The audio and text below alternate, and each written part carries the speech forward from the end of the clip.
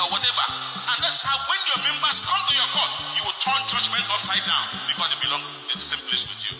God will arise and judge when the time comes. Hello everyone, welcome once again to today's video, where we dive into the latest political updates and most trending happenings in Nigeria. It's been an eventful week, with shocking revelations and surprising developments from key figures. I can make both a promise it's worth watching till the end, as it promises to be informative. Now let's start with Orji Carlos bombshell. The former governor of Abia State, now a senator and ex-convict, who has made yet another bombshell statement. According to him, the economic hardship in Nigeria is not unique to the country. It's a global issue. However, he revealed something even more surprising about President Bola Ahmed Tinubu. Kalu claims that President Tinubu is well aware of the sufferings Nigerians are enduring under his administration. But here's the kicker. He says Tinubu goes out at night alone in Abuja to witness the sufferings firsthand. That's right, at night, many Nigerians are alarmed by the security risks this poses to the president, considering the country's ongoing issue with kidnapping and insecurity. That claim that the president works alone at night has raised many questions. Is this a strategic move to understand the pains of everyday Nigerians, or a concerning breach of protocol? They are trying to bring back the economy where it's supposed to be, but it's bringing hardship to our people. The president himself knows that Nigerians are suffering. The president knows that Nigerians are hungry. The president knows he's a street person. He knows the street very well. The president some nights use his car to go around and know what is happening in Abuja here. People really, yes, of course. Are you aware of it? That he moves around the city? Sure.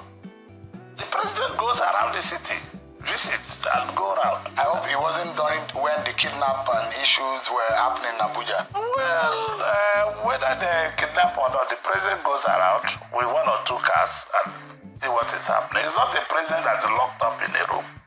Secondly, there's been a response from the Inspector General of Police to the Rivers State Governor, Fubara. This comes after the controversy surrounding the recently concluded local government elections in Rivers State.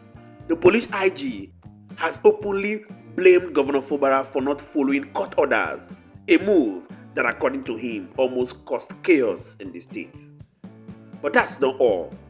The IG also made other comments that you might find interesting, perhaps even laughable.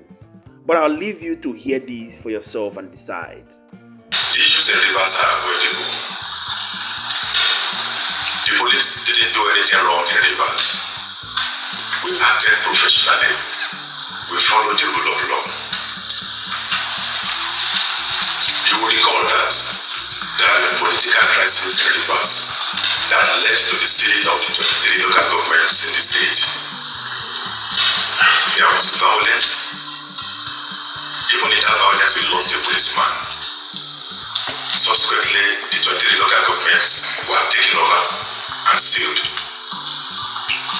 And we were waiting for pronouncement of the courts on the political issues in the Ondo election. We are going to handle Ondo in the same way, and we are even going to improve on our handling of Ondo election.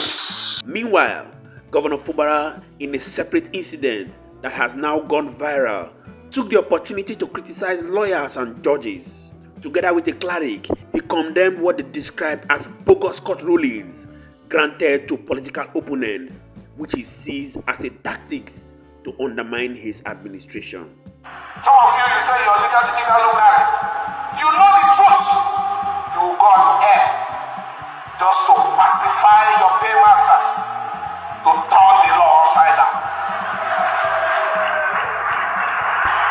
We all know the law when it comes to issues that has to do with the administration of governance in states.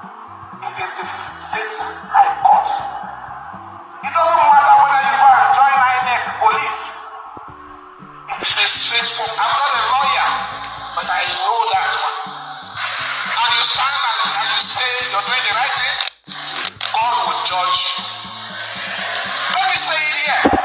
concerned, position is to look at whoever and tell the person the truth. Because if you don't do it here, you have a big question to answer. Whether you belong to Oguni or Freemasonry or whatever, and that's how when your members come to your court, you will turn judgment upside down because they belong in the same place with you. God will arise and judge when the time comes. Kai Masukata, Libra Osokopoli and Dalagadosha, Lipa Kata Yagados, Improkoto, Satu Inkata Yagados. They will judge. As if that wasn't enough, former President Goodluck Jonathan has now waded into the situation.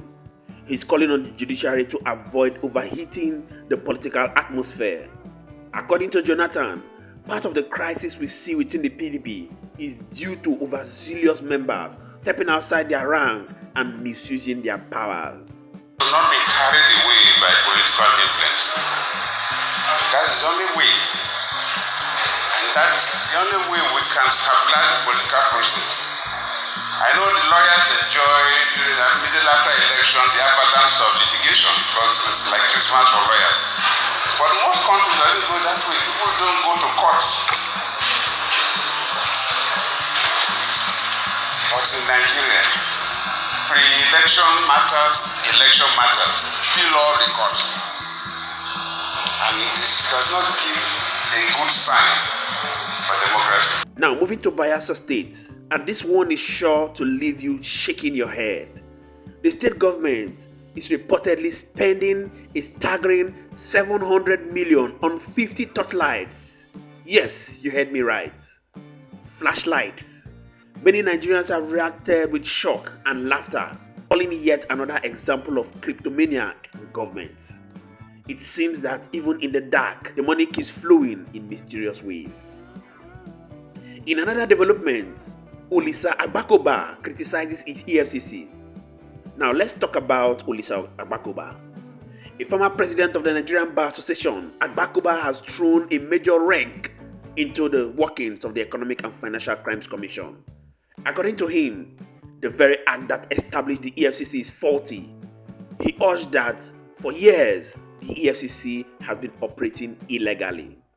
In a bold statement, Agbakoba has called for the EFCC to be scrapped altogether. His criticisms have sparked widespread debate about the effectiveness and legality of Nigeria's anti-corruption agencies. Ask me, the EFCC, in spite of all its braggadocio, hasn't done much. It hasn't done much. Corruption is endemic. It's growing. It's not coming down. So the EFCC is not an efficient organization, period. Apart from that, as I said, it's an unconstitutional organization. So maybe Femi Falana's point, which I saw this morning, is the best way to go. Simply constitutionalize the EFCC. Set out its powers so that it is different from the ICPC. I believe that the ICPC that was established in 2002 was really the organization that should have dealt with crime, corruption, independent corrupt practices. Could we be seeing the end of the EFCC, or is this just another twist in Nigeria's endless political drama? While all this was happening, the attention of Nigerians was turned also to David Umahi, who is currently embroiled in a legal battle over a massive road project. Umahi has hired 6 senior advocates of Nigeria to defend a case filed by a lawyer seeking details of a 15 trillion coastal road contract. The contract in question was awarded to High-Tech, a company owned by Gilbert Gogori, a known confidant of President Bola Ahmed Tinubu. This $12 billion project was awarded last year, reportedly without any budgetary provisions, National Assembly approval, or competitive bidding. And now, when a lawyer filed a Freedom of Information request to obtain the details of the contract, Umahi refused to disclose them. Instead, he's decided to defend the security of the contract in court, raising questions about transparency and accountability. There you have it, a rundown of some of the biggest political stories making waves in Nigeria right now, from Orji Kalu's claims about Tinubu's secret night walks to the Bayelsa government multi-million naira torchlight spending. it's clear that there's never a dull moment in the Nigerian political space. As always, please don't forget to share your thoughts in the comment section. What do you think about the latest developments? Are they signs of deeper issues or just political distractions? If you enjoyed this video, make sure to like, subscribe, and hit the notification bell so you don't miss our next updates. Thanks for watching.